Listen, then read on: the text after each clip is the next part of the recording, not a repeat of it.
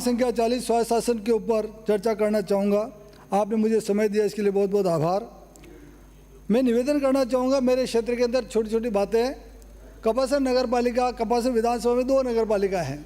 एक तो पुराने समय से चली आ रही है, वहाँ पर बरसों से पद होने के बाद भी पद स्थापन नहीं है। ईओ उधार का, जयन उधार का, एलडीसी यूडीसी सब उधार के चल रहे हैं। ये उधार की नगर पालिका होने के कारण वहाँ पर डेवलपमेंट नहीं हो पा रहा है। और पिछली सरकार ने साल 1.5 साल पहले एक मेरे यहाँ अकोला के अंदर नगर पालिका अकोला बना दी, ग्राम पंचायत को हटा करके। जिस दिन से ग्राम पंचायत हटी उस दिन से निर्माण काम बंद हुए, जो आज तक चालू नहीं है।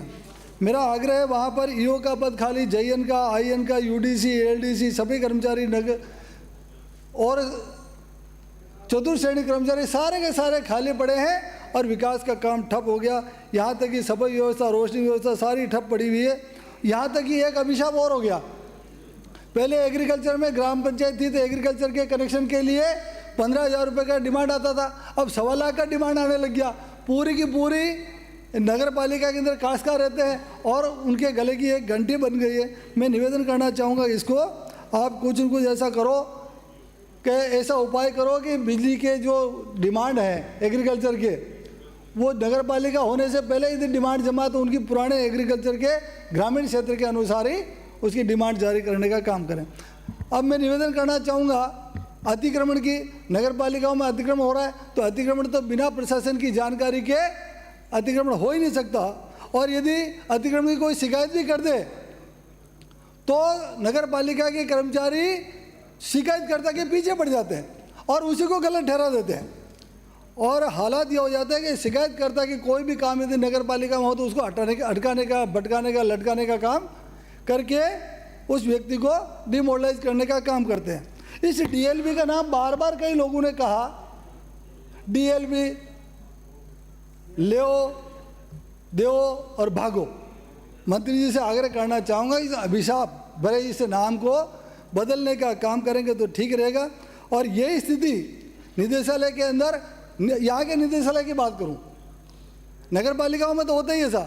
यहाँ निदेशालय की स्थिति यह है कि निदेशालय में भी किसी व्यक्ति ने शिकायत कर दी तो उस शिकायतकर्ता के पीछे लग जाएंगे लोग। और सतर्कता विभाग, 2-3 मिनट और लूँगा, सतर्कता विभाग की हालत तो ये है कि वहाँ पर भी लेव देव का काम चलता है। मैं निवेदन करना चाहूँगा अध्यक्ष महोदय, आपके संज्ञान में लाना चाह रहा हूँ कि अवैध निर्माण की शिकायत एक व्यक्ति द्वारा नगर पालिका में की गई, नगर पालिका ने शिकायत पर कोई कार्रवाई नहीं की, फिर डीडीआर के कार्यालय में शिकायत की गई, फिर किसी प्रकार की कोई कार्रवाई नहीं हुई। जब निदेशालय स्तर पर शिकायत की गई तभी सभी प्रकार के सबूत दिए गए, तब जाकर निदेशालय में सीजर के आदेश दिए गए। मैं सदन की मेज पर रखना चाहूँगा कि आदेश क्रमांक 1772 दिनांक 25/5/22 और आदेश क्रमांक 1985 दिनांक 17/8/23 को ये शिकायत की है।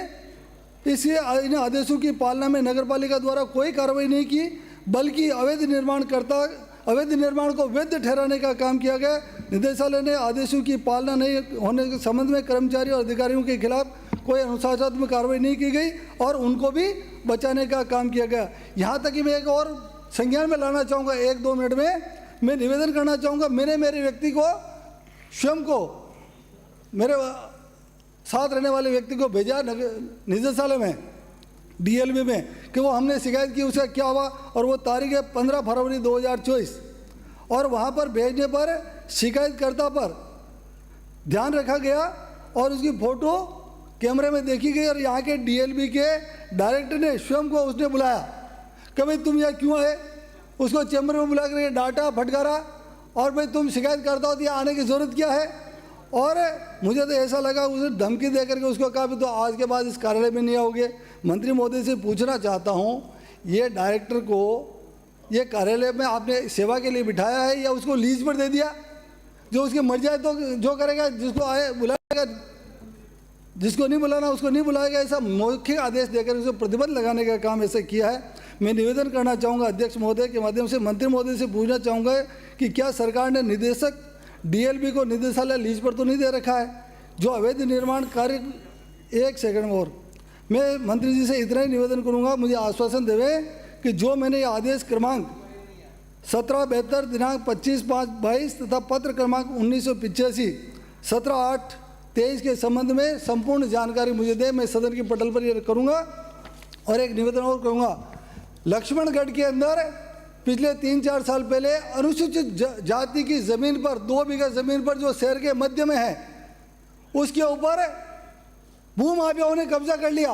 अनुसूचित जाति की ज़मीन भूमाफियाओं ने कब्जा कर लिया। मैंने डीएलबी के अधिकारियों से संपर्क किया, यहाँ तक कि धारीवाल जी मंत्री महोदय को कहा, और उन्होंने भी उस पर संज्ञान नहीं लिया और वहाँ पर उस बेचारे की अवैध ज़मीन पर निर्माण करा करके उसको कब्जे करने का काम किया। मेरा निवेदन है, मैं ये टेबल करना चाहता हूँ, परमिशन दे। श्रीमती अनीता जाटव। माननीय सभापति महोदय, मैं ये आदेश की कॉपी टेबल कर दूं? नमस्कार। धन्यवाद।